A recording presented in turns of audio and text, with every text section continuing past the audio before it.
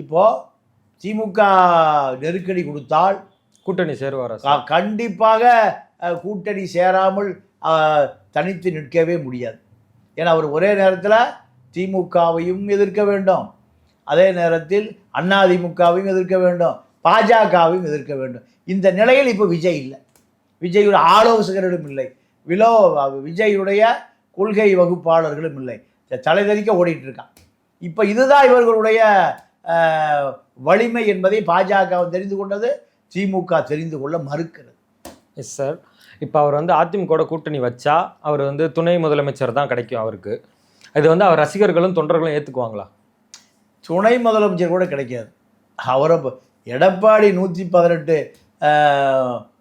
எண்ணிக்கை வர வரை அமைதியாக இருப்பார். 118 எண்ணிக்கை வந்த பிறகு எடப்பாடி ஜெயலலிதா விஜயகாந்துக்கு என்ன செய்தார், அதே தான் எடப்பாடியும் செய்வார். அதே நேரத்தில் பாஜகவும் விஜய் கட்சியை உடைக்க பார்க்கும். பாஜகவுடைய நீண்ட ஒரு திட்டம் எப்படியாவது இந்த திராவிட இயக்கத்தை அடித்து நொறுக்கி உடைத்தெறிந்து விட்டு நிர்மலா சீதாராமனை முதலமைச்சர் ஆக்குவதற்கு 5 ஆண்டுக்குள் ஒரு திட்டம் வச்சிருக்கு.